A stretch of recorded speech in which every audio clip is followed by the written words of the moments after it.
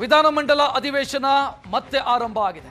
ಇವತ್ತು ಕಲಾಪ ಆರಂಭ ಆಗ್ತಾ ಇದ್ದಂತೆ ನಾಗೇಂದ್ರ ರಾಜೀನಾಮೆಗೆ ಬಿಜೆಪಿ ಪಟ್ಟು ಹಿಡಿದಿದೆ. ವಿಧಾನಸಭೆಯಲ್ಲಿ ಕಲಾಪ ಶುರುವಾಗ್ತಾ ಇದ್ದಂತೆ ಬಿಜೆಪಿ ಮತ್ತು ಜೆಡಿಎಸ್ ಸದಸ್ಯರು ಪ್ರತಿಭಟನೆ ಮಾಡಿದರು.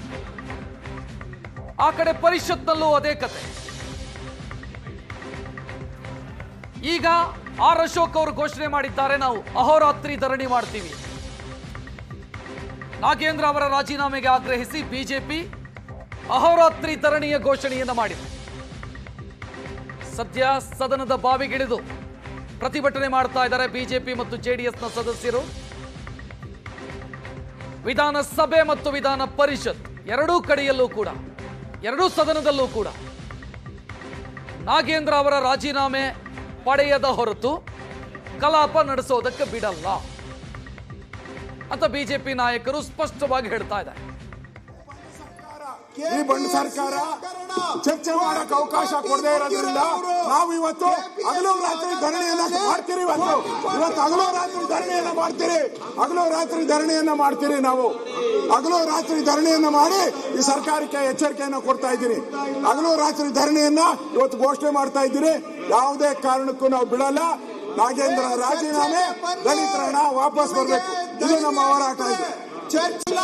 ಅವರು ನೋಡಿ ಅಧ್ಯಕ್ಷರೇ, ನೋಡಿ ಈ ತರ ಸದನ ನಡೆಯಕ್ಕೆ ಬಿಡದೆ ಇವರು ಬಿರಿ ಇವ್ರದ್ದು ಅವನ್ನ ಉಳಿಸಕ್ಕೋಸ್ಕರ 177 ಕೋಟಿನ ಹಂಚ್ಕೊಂಡಿದ್ದಾರೆ ಇವರೆಲ್ಲ ಕಾಂಗ್ರೆಸ್ ಅವರು. ಅದಕ್ಕೆ ಯಾರು ಬಿಡ್ತಾ ಇಲ್ಲ. ಹಂಚ್ಕೊಂಡಿಲ್ಲ ಅಂತ ಹೇಳಿದ್ರೆ ಯಾಕೆ ಮಾಡ್ತಾ ಇದ್ರು?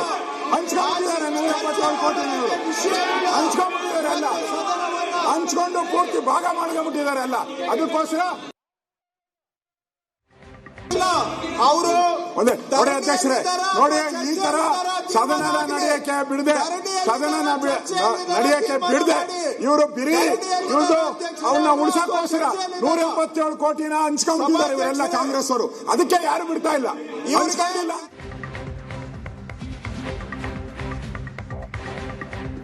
ಕಲಾಪ ಶುರುವಾಗ್ತಾ ಇದ್ದಂತೆ ನಾಗೇಂದ್ರ ಅವರನ್ನ ಕ್ಯಾಬಿನೆಟ್ನಿಂದ ಸ್ಯಾಕ್ ಮಾಡಬೇಕು, ವಜಾ ಮಾಡಬೇಕು ಅಂತ ಆರ್ ಅಶೋಕ್ ಮತ್ತು ಸುನಿಲ್ ಕುಮಾರ್ ಪ್ರಸ್ತಾಪಿಸಿದರು. ಒಬ್ಬ ವ್ಯಕ್ತಿಗಾಗಿ ಸದನದ ಅಮೂಲ್ಯ ಸಮಯವನ್ನು ಹಾಳು ಮಾಡಬೇಡಿ, ಅವರ ರಾಜೀನಾಮೆ ಪಡೆಯಿರಿ, ಕಲಾಪ ನಡೆಸೋದಕ್ಕೆ ನಾವು ಬಿಡ್ತೀವಿ ಅಂತ ಹೇಳಿದರು. ಇದೇ ವೇಳೆ ವಾರ್ತಾ ಇಲಾಖೆಯವರು ನಾವು ಮಾತನಾಡಿದ್ದನ್ನು ತೋರಿಸಲ್ಲ ಅಂತಾನೂ ಆರ್ ಅಶೋಕ್ ಆಕ್ಷೇಪ ವ್ಯಕ್ತಪಡಿಸಿದರು. ವಿಪಕ್ಷದ ಸದಸ್ಯರು ಮಾತನಾಡಿದ್ದನ್ನ ವಾರ್ತಾ ಇಲಾಖೆಯ ಕ್ಯಾಮೆರಾಗಳು ತೋರಿಸೋದಿಲ್ಲ. ಯಾರವರು ವಾರ್ತಾ ಇಲಾಖೆಯ ಆಯುಕ್ತರು ಅಂತ ಆರ್ ಅಶೋಕ್ ಆಕ್ಷೇಪ ವ್ಯಕ್ತಪಡಿಸಿದರು.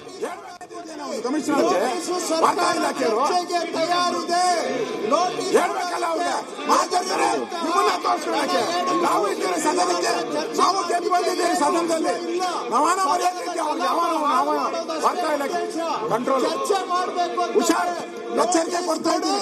ಮನ್ಸುಗೂ ತೋರಿಸಿ. ನಾವು ಮಾತಾಡೋದು ತೋರಿಸ್ಬೇಕು, ಅವ್ರು ಮಾತಾಡೋದು ತೋರಿಸಿ. ಇರಿ ಅವ್ರನ್ನೇ ಹಿಡ್ಕೊಂಡು ಕೂತ್ಕೊಂಡ್ರೆ ನಾವೇನು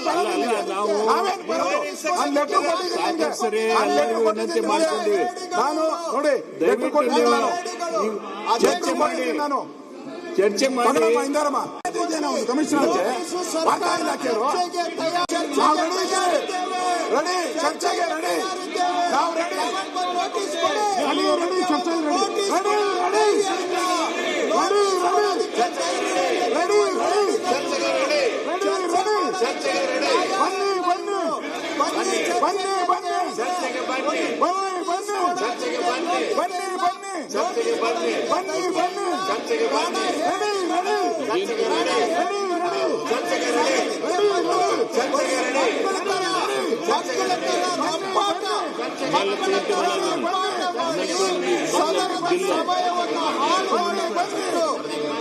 ಚರ್ಚೆಗೆ ಬರಲಿ ಅಧ್ಯಕ್ಷರೇ, ನಾವು ತಯಾರಿದ್ದೇವೆ. ಇವರಿಗೆ ಚರ್ಚೆ ಮಾಡೋದಕ್ಕೆ ಏನು ಇಲ್ಲ. ಕಳ್ಳೆಪುರಿ ರೆಡಿ, ಚರ್ಚೆಗೆ ರೆಡಿ, ರಾಜೀನಾಮೆ ಮನೆ ಕರೆಸಿ 5 ನಿಮಿಷ ಹೇಳಿದ್ರೆ ರಾಜೀನಾಮೆ ಆಗೋತತೆ. ಅದಾನಿಗೆ ಒಂದು ಗೌರವ ಸರಿ ಕೊಟ್ಬಿಡಿ, ಅವನು ಕಳಿಸ್ಬಿಡಿ ಮನೆಗೆ. ಇದು ಕಾಂಗ್ರೆಸ್ ಪಾರ್ಟಿ ಇವತ್ತು ಒಂದು ರೀತಿ ಅಪರಾಧಿ ಸ್ಥಾನದಲ್ಲಿ ನಿಂತಿದೆ. ಅಪರಾಧಿ ಸ್ಥಾನದಲ್ಲಿದೆ. ನಾವು ಬರಗಾಲ ಚರ್ಚೆ ಬಗ್ಗೆ ನಾವು ರೆಡಿ ಇದ್ದೀರಿ, ಮಾತಾಡಕ್ ರೆಡಿ ಇದ್ದೀರಿ. ಬರಗಾಲ ಚರ್ಚೆ ಬಗ್ಗೆ ನಾವು ರೆಡಿ ಇದ್ದೀರಿ. ನೈಸ್ ಬಗ್ಗೆ ರೆಡಿ ಇದ್ದೀರಿ. ಬಿಡದಿ ಬಗ್ಗೆ ರೆಡಿ ಇದ್ದೀರಿ. ರೇಷನ್ ಕಾರ್ಡ್ ರದ್ದು ಮಾಡಿದ್ದಾರೆ, ಅದ್ರ ಬಗ್ಗೆನೂ ನಾವು ರೆಡಿ ಇದ್ದೀರಿ. 5 ತಿಂಗಳಿಂದ ಪೆನ್ಷನ್ ಕೊಟ್ಟಿಲ್ಲ, ಅದ್ರ ಬಗ್ಗೆನೂ ನಾವು ರೆಡಿ ಇದ್ದೀರಿ. ಎಲ್ಲರೂ ಒಬ್ಬನಾಗೆ ಒಂದು ಕೋಟಿ ದಲಿತರು ಇದ್ದಾರೆ. 1 ಕೋಟಿ ದಲಿತರು ಬೇಕಾ? ಒಬ್ಬ ನಾಗೇಂದ್ರ ಬೇಕಾ? 1 ಕೋಟಿ ದಲಿತರು ಬೇಕಾ? ಒಬ್ಬ ನಾಗೇಂದ್ರ ಬೇಕಾ? ಕಾಂಗ್ರೆಸ್ ಅವರಿಗೆ ಒಬ್ಬ ನಾಗೇಂದ್ರ ಬೇಕು, 1 ಕೋಟಿ ದಲಿತರು ಬೇಡ. ಅದರಿಂದಲೇ ಇವತ್ತು ಇಷ್ಟೆಲ್ಲ ಪರಿಸ್ಥಿತಿ ಆಗ್ತಾ ಇದೆ ಅಧ್ಯಕ್ಷರೇ. ಇವತ್ತು ಕರ್ನಾಟಕದಲ್ಲಿ ದಲಿತರೆಲ್ಲ ಎದ್ದಿದ್ದಾರೆ.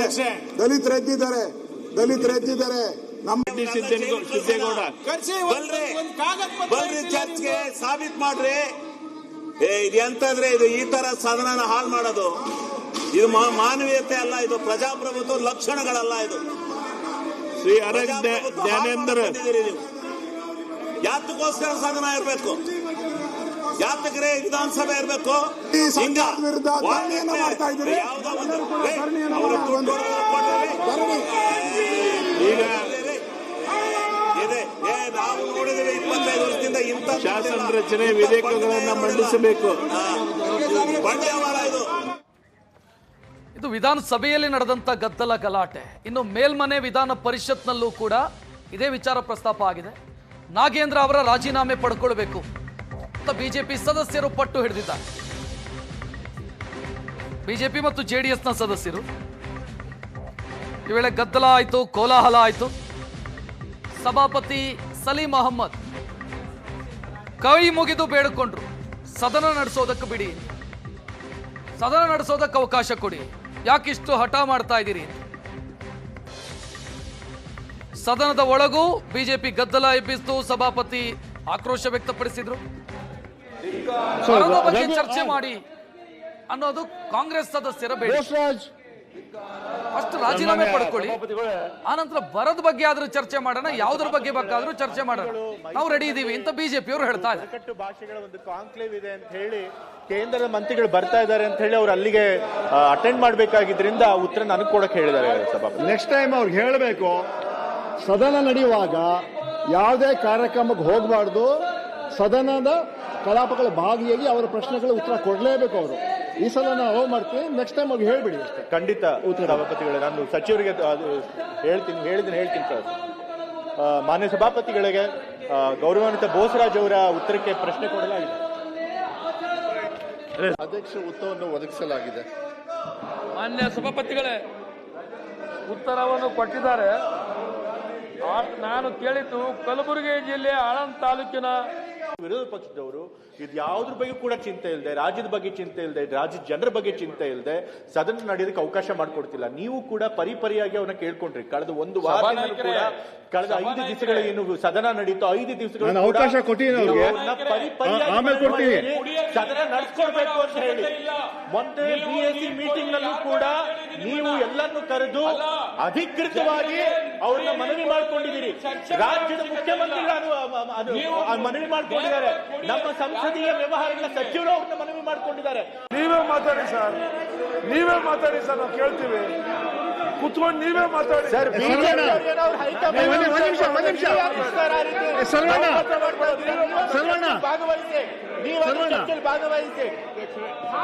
ಸರ್ವಣ್ಣ ಮಾತಾಡಿ. ನೀವು ಮಾತಾಡ್ಬೇಕಂದ್ರೆ ಸುಮ್ಮನೆ ಕೂತ್ಕೋಬೇಕು. ಅವ್ರು ಸುಮ್ಮನೆ ಕೂತ್ಕೊಂಡು ನೀವೇ ಮಾತಾಡಿ ಸರ್. ನೀವು ಮಾತಾಡೋದು ಅವ್ರು ಸ್ಲೋಗನ್ ಹಾಕೋದು ಇದು ಸರಿಯಲ್ಲ. ನೀವು ಮಾತಾಡ್ಬೇಕಂದ್ರೆ ನಾವು ಈ ಸದನಕ್ಕೆ ಬರೋ ಮೂಲ ಉದ್ದೇಶ ಬಂದು ಜನರ ಸಮಸ್ಯೆ, ರಾಜ್ಯದ ಸಮಸ್ಯೆಯನ್ನ ಚರ್ಚೆ ಮಾಡ್ಲಿಕ್ಕೆ ಬರ್ತೀವಿ. ಪ್ರಜಾಪ್ರಭುತ್ವ ಅಂದರೆ ಕೇವಲ ಚುನಾವಣೆಗಳಲ್ಲಿ ಗೆದ್ದು ಸರ್ಕಾರ ಮಾಡೋದು ಅಥವಾ ವಿರೋಧ ಪಕ್ಷದಲ್ಲಿ ಕೂತ್ಕೊಳ್ಳೋದೇ ಅಲ್ಲ. ಪ್ರಜಾಪ್ರಭುತ್ವದ ನಿಜವಾದ ಅರ್ಥ ಅಂದ್ರೆ ಮುಕ್ತವಾದ ಚರ್ಚೆ ಆಗಬೇಕು, ವಿಚಾರ ವಿಮರ್ಶೆ ಆಗಬೇಕು, ಭಿನ್ನಾಭಿಪ್ರಾಯಗಳಿಗೆ ಗೌರವ ಮತ್ತು ಎಲ್ಲರ ಅಭಿಪ್ರಾಯಗಳನ್ನು ಆಲಿಸಿ ಸಮಗ್ರ ನಿರ್ಧಾರಗಳನ್ನು ತೆಗೆದುಕೊಳ್ಬೇಕು ಅನ್ನೋದೇ ಪ್ರಜಾಪ್ರಭುತ್ವದ ಆಶಯಗಳು. ಚರ್ಚೆ ನಮ್ಮನ್ನ ವಿಭಜಿಸೋದಿಲ್ಲ. ಸರಿಯಾದ ದಾರಿಯನ್ನು ಕಂಡುಕೊಳ್ಳುವುದಕ್ಕಾಗಿ ವಿಚಾರ ವಿಮರ್ಶೆ ಸಂಘರ್ಷಕ್ಕೆ ಅಲ್ಲ, ಸತ್ಯವನ್ನು ಅರಿಯುವುದಕ್ಕಾಗಿ ನಿರ್ಧಾರ ಯಾರೊಬ್ಬರದಾಗಿರದೆ ಸಾಮೂಹಿಕ ಚಿಂತನೆಯ ಫಲವಾಗಿರಬೇಕು. ನಾವು ಭಿನ್ನಾಭಿಪ್ರಾಯಗಳಿಗೆ ಭಯ ಬೀಳಬಾರದು. ನೀವು ಮಾತಾಡ್ಬೇಕಂತ ಹೇಳಿದ್ರೆ ನಿಮ್ಮವರು ಸ್ಲೋಗನ್ ಸ್ಟಾಪ್ ಮಾಡಕ್ ಹೇಳಿ, ಅಲ್ಲ ಇಲ್ಲ ನನ್ನ ಅವಕಾಶ ಕೊಡ. ಏನ್ ಪ್ರಯೋಜನ ಹೇಳಿ? ನೀವು ನಿಂತ್ಕೊಂಡು ಸ್ಲೋಗನ್ ಹಾಕ್ತೀರಾ, ಮಾತಾಡ್ಬೇಕಂತ ಹೇಳ್ತೀರಾ, ಸಭಾನಾಯಕರೇ ಕೂತ್ಕೊಳ್ಳಿ. ನೀವು ಸ್ಲೋಗನ್ ಹಾಕ್ತೀರಾ, ಮಾತಾಡೋಕೆ ಅವಕಾಶ ಮಾಡಿ ಕೇಳ್ತೀರಾ? ಆಗಲ್ಲ. ನಾನು 6ನೇ ದಿನ ಕೇಳ್ತಾ ಇದ್ದೀನಿ, ಕೈ ಮುಗಿದು ಕೇಳ್ತೀನಿ, ದಯವಿಟ್ಟು ಕೂತ್ಕೊಂಡು ಸದನ ನಡೆಯಕ್ಕೆ ಅವಕಾಶ ಮಾಡಿಕೊಡಿ. ನೀವೆಲ್ಲ ಪ್ರಶ್ನೆಗಳು ಬಂದಿದೆ, ಕಾಲಿಂಗ್ ಅಟೆನ್ಷನ್ ಕೂಡ ಇದೆ. ಯಾಕೆ ಹಠ ಮಾಡ್ತಾ ಇದ್ದೀರಾ? ಯಾಕೆ ಹಠ ಆಗ್ತಾ ಇಲ್ಲ? ಬೆಳಿಗ್ಗೆ ಸಭೆ ಬೈಕಾಟ್ ಮಾಡುವ.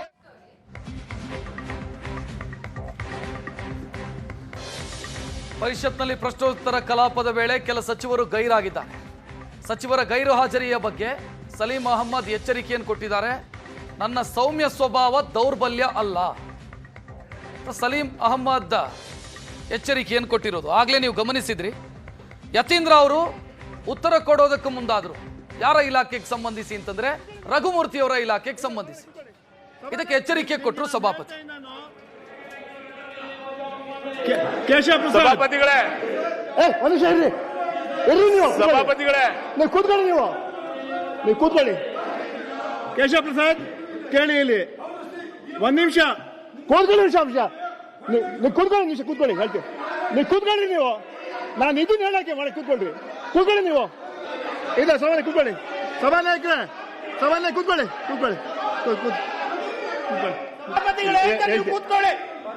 ಒಂದ್ ನಿಮಿಷ ಕೂತ್ಕೊಳ್ಳಿ. ನೋಡಿ, ಒಂದ್ ನಿಮಿಷ ಕೇಳಿ. ಇಲ್ಲಿ ನನ್ನ ಸೌಮ್ಯ ಸ್ವಭಾವ ನನ್ನ ದೌರ್ಬಲ್ಯ ಅಲ್ಲ ತಿಳ್ಕೊಳ್ಳಿ ನೀವು. My goodness cannot be my weakness. Don't let me to take hard decisions. ದಯವಿಟ್ಟು ಕೇಳಿ. ಇಲ್ಲಿ we will not do it that one. ನಾನು ಕೇಳಿ. ನಾನು ಆರನೇ ದಿನದಿಂದ ನಾನು ಮನವಿ ಮಾಡ್ಕೊಳ್ತಾ ಇದ್ದೀನಿ. ಒಂದ್ ನಿಮಿಷ ನಿಮ್ಮನ್ನ ಕೈ ಮುಗಿದು ಕೂಡ ಕೇಳಿದ್ದೆ ನಾನು. ದಯವಿಟ್ಟು ಸದನ ನಡೆಯಕ್ಕೆ ಅವಕಾಶ ಮಾಡ್ಕೊಳ್ಳಿ ಅಂತ ಕೇಳಿದ್ದೀನಿ. ಆದ್ರೆ ನೀವು ಮಾಡಲ್ಲ. ಅದರಿಂದ